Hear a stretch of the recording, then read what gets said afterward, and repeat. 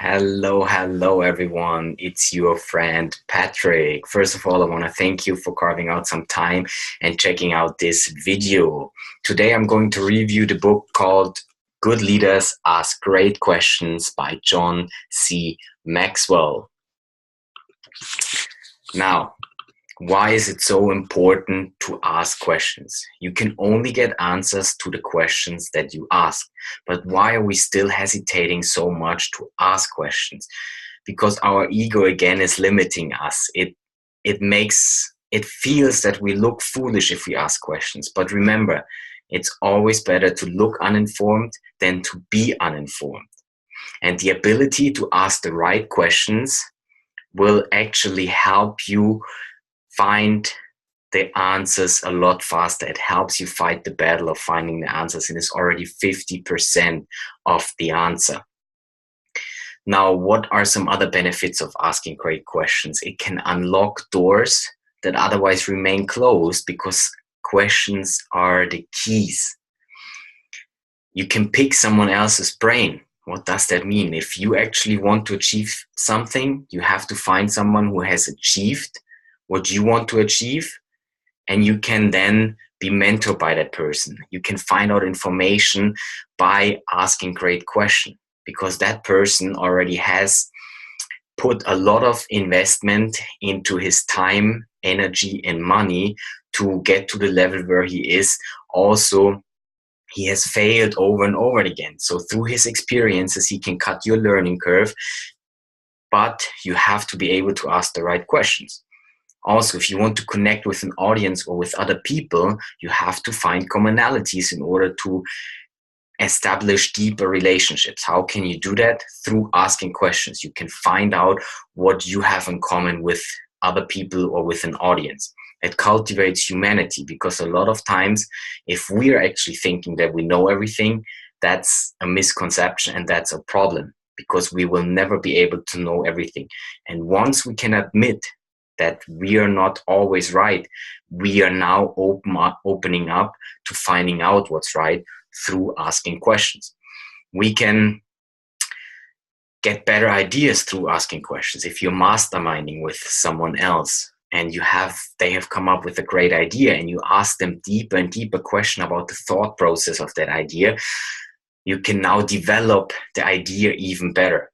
You can also see things from different perspectives if you ask questions. A lot of times we assume too much through the first impression that we have, or through however something looks or tastes or feels, whatever it is.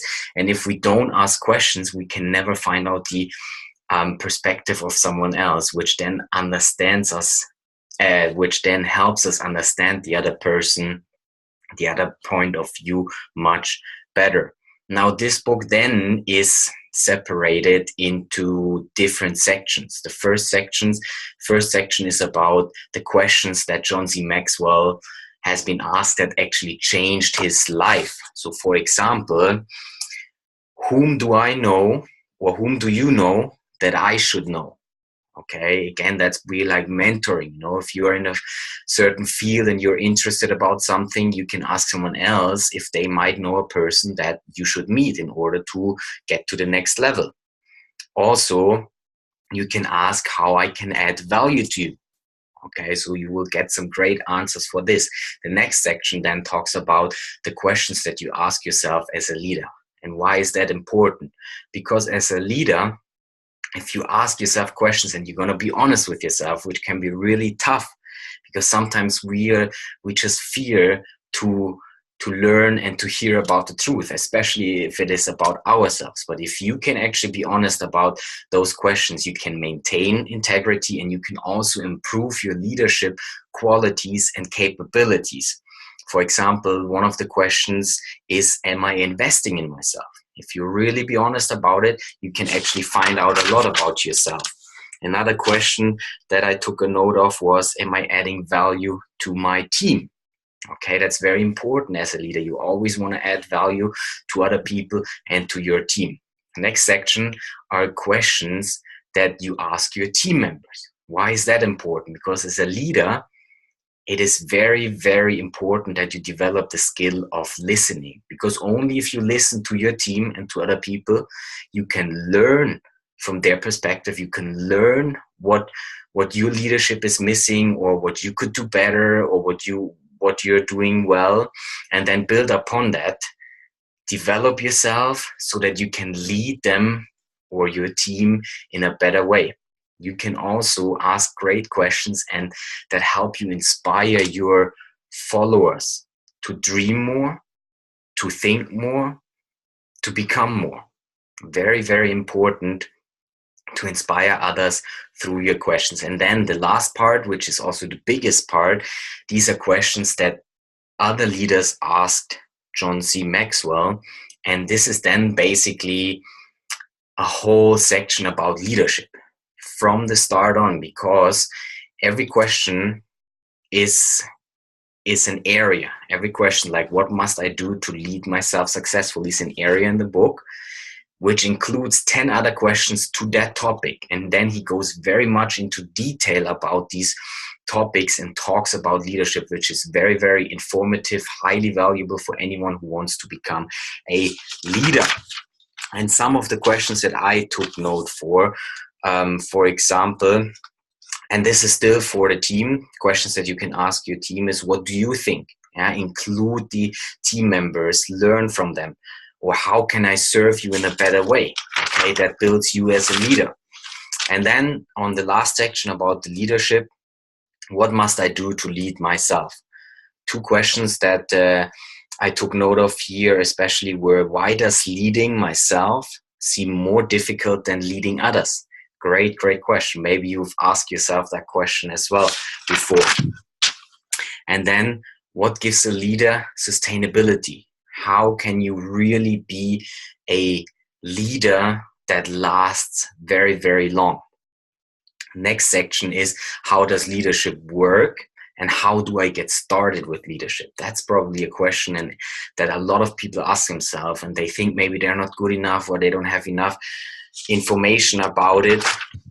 But here as well, does everyone have the potential to be an effective leader? He goes very much into detail that everyone can become a leader because it's a process. Yeah, you're not born a leader, it's a process. You can develop certain skills for it. Or what is the ultimate purpose of leadership? Okay, purpose is always very, very important. Then obviously, how do you determine your leadership potential? Okay, there's certain skills that you have to have or develop in order to really become a potentially great leader. Next one is a great question. What advice would you give to an inspiring leader trying to take the first steps into leadership? That goes back to how do I get started? And many, many more questions in this section as well, which he then again analyzes in deep detail how you can become a leader. Next section is, how do I resolve conflict and lead challenging people? And the question that came to my mind here are, how do you raise the bar when people have gotten used to settling for mediocrity? Big problem with a lot of leaders. Maybe you've experienced it as well before. Another question, how do you deal with people who start things but never finish? Maybe that's something about yourself as well. I know that sometimes you want to start something, but it's really hard to finish, and how can you implement that culture into your team and into your followers? Great question. Next section is, how can I succeed working under poor leadership? A great question here is, how would you work with a difficult leader who doesn't like you? If you're working in a job and you have that feeling that your leader, that your boss doesn't really like you, he will help you understand your situation, his situation, how you can improve it. How would you work with a difficult leader who is indecisive and inconsistent? Great question again. How can I successfully navigate leadership transition? Next part of the book. And here I have written down two questions. When is the right time for a successful leader to move on to a new position? If you plateau at something, you have to think. You might have to think to improve, to develop yourself. Maybe it is time to leave and go to another position. And a second question in this area was, why do some leaders fail to have a successful? Now, if you leave your leadership position or a company, you definitely want the company to succeed. So how can you then help make that transition better so that there are no complications and that it runs smoothly the way it did with your leadership? And then the last section is, how can I develop leaders? Very, very important as well. Is developing leaders more art or a science? He goes into detail why it is an art or a science. So very, very interesting as well. And then finally, how do you determine how much time to give someone you're developing? Okay, he talks about Pareto's law of 80%, 20%. Very, very interesting.